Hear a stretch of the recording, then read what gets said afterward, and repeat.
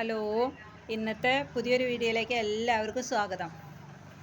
ഇന്നെന്താണെന്ന് വെച്ച് കഴിഞ്ഞാൽ ഇന്നലെ പറഞ്ഞില്ലേ പ്ലാസ്റ്റിക്കിൻ്റെ കാര്യങ്ങൾ, മന്ത്രി പറഞ്ഞിട്ടുള്ളത് കാര്യങ്ങളൊക്കെ ഇന്നലെ പറഞ്ഞില്ലേ.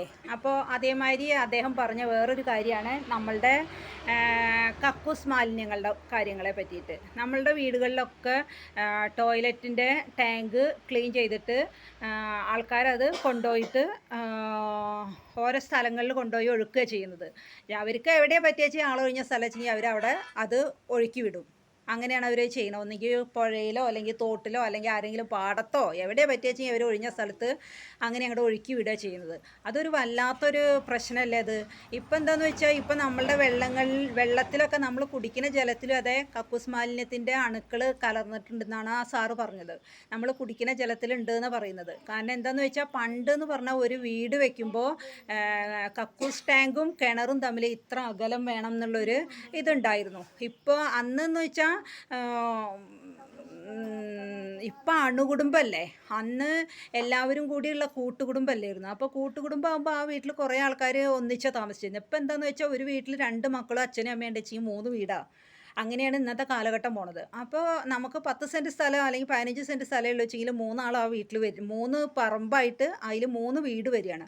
അപ്പോൾ ഈ 3 വീട് വരുമ്പോൾ 3 വീടിനും കിണറും കക്കൂസും എല്ലാം വരും. അപ്പോൾ ഈ നമ്മൾ പണ്ടത്തെ ആ കിണറും കക്കൂസ് ടാങ്കും തമ്മിലുള്ള ഡിസ്റ്റൻസിന് കുറേ വ്യത്യാസം വരികയാണ്, അടുത്തടുത്താവുകയാണ്. ഇപ്പം 4 സെൻറ്റിലൊക്കെ വീട് വയ്ക്കുന്ന ആൾക്കാർക്ക് അടുത്തടുത്ത് 4 സെൻറ്റിൽ വീട് വരുമ്പോൾ അതിൻ്റെ അടുത്തൊക്കെ കക്കൂസ് ടാങ്കും കിണറും എല്ലാം വരിക. അപ്പോൾ ഈ കക്കൂസ് മാലിന്യത്തിൻ്റെ ഇതും കിണറും കൂടി അടുത്തടുത്താവുമ്പോൾ ഇതിൽ നിന്നുള്ള വേസ്റ്റുകളൊക്കെ അതിലേക്കും പോവുകയാണ്. പണ്ടൊന്നും അങ്ങനെ ഉണ്ടായിരുന്നില്ല. ഇപ്പം അങ്ങനെയൊക്കെ ഉള്ളത് കാരണം കൊണ്ടാണത്ര ഇങ്ങനെ ഇതിൻ്റെ മാലിന്യങ്ങൾ നമ്മളുടെ ജലത്തിൽ കലരുന്നത്. അങ്ങനെയാണ് ഓരോരോ സൂക്കടുകൾ നമുക്കുണ്ടാവുന്നത്. അപ്പോൾ സാറ് പറയുന്നത് എന്താണെന്ന് വെച്ചാൽ നമുക്ക് കക്കൂസ് മാലിന്യ സംസ്കരണ പ്ലാന്റ് വേണമെന്നാണ് പറഞ്ഞത്. അതിന് ചില സ്ഥലങ്ങളിലൊന്നും ആൾക്കാർ സമ്മതിക്കില്ല എന്നാണ് പറഞ്ഞത്. സമ്മതിക്കാണ്ടിരിക്കേണ്ട കാര്യമില്ല. കാര്യം എന്താണെന്ന് വെച്ചാൽ നമുക്ക് ഈ കക്കൂസ് മാലിന്യം കുളത്തിലും പാടത്തും ഒക്കെ കൊണ്ടുപോയി തട്ടുന്നേക്കാട്ടിലും നല്ലതല്ലേ ഇത് സംസ്കരിക്കാൻ ഒരു പ്ലാന്റ് ഉണ്ടാവണം നമുക്ക്. മറ്റത് ഇത് അവിടെയും ഇവിടെയും കൊണ്ടുപോയി ഒഴുക്കി കളഞ്ഞിട്ട് ജനങ്ങൾക്ക് സൂക്കട് കൂടുതൽ ഉണ്ടാവുകയല്ലേ ചെയ്യുക. ഇത് ഏതെങ്കിലും ഒരു ഒഴിഞ്ഞ സ്ഥലത്ത് ഒരു കക്കൂസ് മാലിന്യ സംസ്കരണ പ്ലാന്റ് ഉണ്ടാക്കുമ്പോൾ എല്ലാവർക്കും അത് നല്ലതല്ലേ. ഭാവിയിലേക്ക് അതൊരു നല്ലൊരു കാര്യമാണ് ഞാൻ പറയുമ്പോൾ. അപ്പോൾ അത് എവിടെയാണ് അത് അവർ കാണണേ വെച്ചെങ്കിൽ അതിനെ ജനങ്ങൾ ഒത്തൊരുമിച്ച് നമ്മൾ സപ്പോർട്ട് ചെയ്യുക വേണ്ട ആ വക കാര്യങ്ങൾക്കൊക്കെ. നമുക്ക് ഭാവിയിൽ വരുന്ന മക്കൾക്ക് അതൊരു എന്താ അവർക്ക് ജീവിക്കാനുള്ളൊരു നല്ലൊരു സാഹചര്യം ഒരുക്കി കൊടുക്കുകയല്ലേ നമ്മൾ ചെയ്യുന്നത്. അപ്പോൾ നമ്മളൊക്കെ അതിന് സപ്പോർട്ട് ചെയ്യുക വേണ്ടതെന്നാണ് ഞാൻ പറയുന്നത്.